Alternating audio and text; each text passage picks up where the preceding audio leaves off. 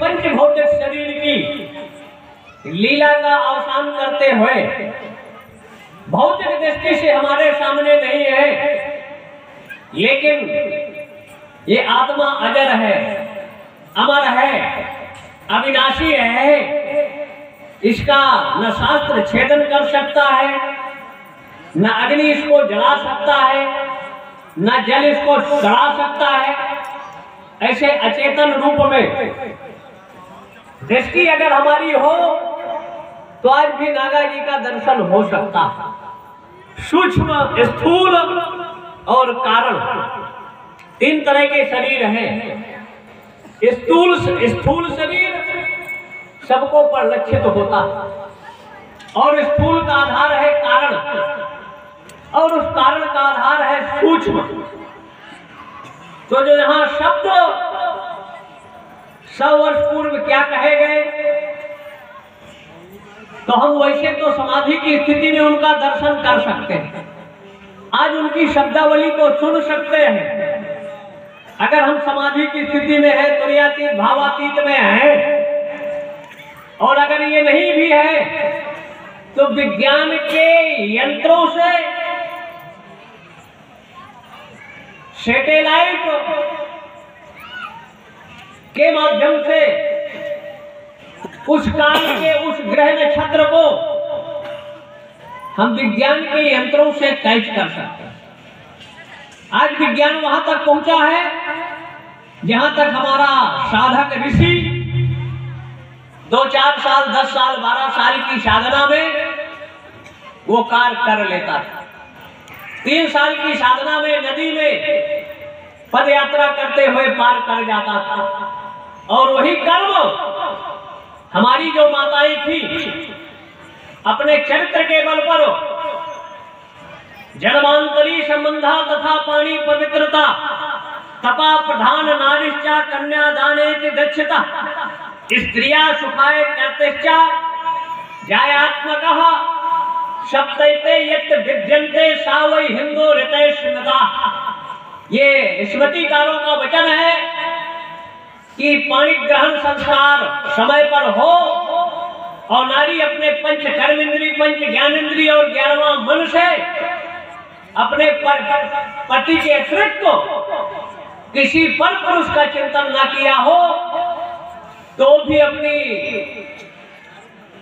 दृष्टि से क्या कहां कब घटित हुआ, क्या आगे घटित होने वाला है, वो देखने की समर्थ ये शक्ति स्वरूपा साक्षात महाकाली, महालक्ष्मी, महासरस्वती स्वरूपा माताओं के अंदर ये तत्व है। और प्राय है माताओं को चीज का बोध हो जाता था और आज भी है। ये सब का प्रभाव भारत का चरित्र था, चरित्र और धर्म। क्योंकि धर्म पर जब आक्रमण होता है, आघात प्रतिघात होता है, तो परम सत्ता, ईश्वरी सत्ता का जब हम आवाहन करते हैं, स्मरण करते हैं, तो ईश्वरी सत्ता इस धरा पर अवतार लेकर धर्म का रक्षण संवर्धन करती है और विश्व मानव को दिशा दशा गति देने का कार्य अनादि अपूर्व से सनातन संस्कृति करती रही। लेकिन विश्व में सबसे ज्यादा अगर कहीं आक्रमण है, अटैक है, वैचारिक अशांति का कारण है, तो धर्म और संस्कृति ही है। दुनिया में सबसे प्राचीन पुरातन आपकी संस्कृति थी जिसमें हमारे पूर्वज कहिए, ऋषि कहिए, संत कहिए या गृहस्थ कहिए, जनक जैसे ज्ञानी और धर्म के लिए चक्रवर्ती सम्राट हरिश्चंद्र ने अपने पत्नी को बेच दिया, बेटे को बेच दिया, लेकिन धर्म से डिगे नहीं। और एक दिन का दृश्य है कि पत्नी उनकी पुत्र को लेकर वो भी मृत अवस्था में जब श्मशान में पहुंचती है और हरिश्चंद्र जानते हुए कि मेरी पत्नी है, मेरे बेटा है, डोम के कार्य में तत्पर, तो टैक्स मांगते हैं घाट का कर, और बिना कर लिए कि मैं अंतिम संस्कार नहीं करने दूंगा। और उनके पास कुछ था नहीं,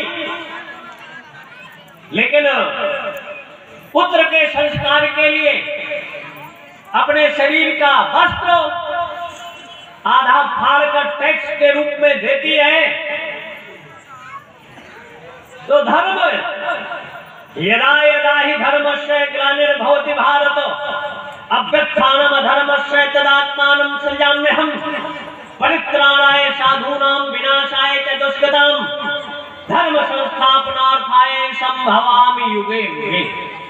हर युगों में वहां देवताओं का प्रादुर्भाव होता है, बालक जीवित हो जाता है। ऐसे ऐसे यहाँ के चक्रवर्ती नरेश सम्राट रहे, स्वप्न में कहे गए वचन का पालन करते रहे, राजपाट को ठोकर मार दिया, लेकिन धर्म से डिगे नहीं। ये भारत की संस्कृति रही है, लेकिन आज चंद पैसों के लिए, चंद सुविधाओं के लिए हम अपना धर्म बदल लेते हैं, संस्कृति बदल लेते हैं। लेकिन जिस संस्कृति पर करोड़ों वर्षों से आघात प्रतिघात हुआ, लेकिन ये हस्ती मिटती नहीं, लेकिन हस्ती सिकुड़ती। कभी Iran, Iraq, Afghan, Lanka, Burma, America, China, पूरे दुनिया में सनातन संस्कृति का डंका बज रहा था। सनातन का भगवा ध्वज आकाश में फहरा रहा था। हम मिटे नहीं, लेकिन 180 देशों से हमारी संस्कृति का वजूद सिकुड़कर भारत में आ गया। भारत में भी 15 प्रदेशों में हमारे सनातनियों की संख्या अल्पसंख्यक की स्थिति में पहुंच गई। ये चिंता का विषय है, चिंतन का विषय है। राजनेता चिंता करता है और संत उस पर चिंतन करता है। आखिर परिस्थितियां 20 साल के बाद क्या होगी, इतिहास क्या लिखेगा। कवि चाणक्य ने घनानंद को समझाने का प्रयास किया था, लेकिन सत्ता के मद में मदान स्वार्थांध हो चाणक्य की बातों की उपेक्षा करो, सत्ता सुख से बाहर निकलने का प्रयास नहीं किया। चाणक्य ने आज का जो ईरान, इराक है या अफगानिस्तान है, वहां उनका डंका बज रहा। लेकिन आज जिन बौद्धों ने मिलकर ईरान, इराक, अफगानिस्तान से सनातनियों का कत्लेआम किया, आज उन्हीं बर्मान की मूर्तियों पर तोड़ी गई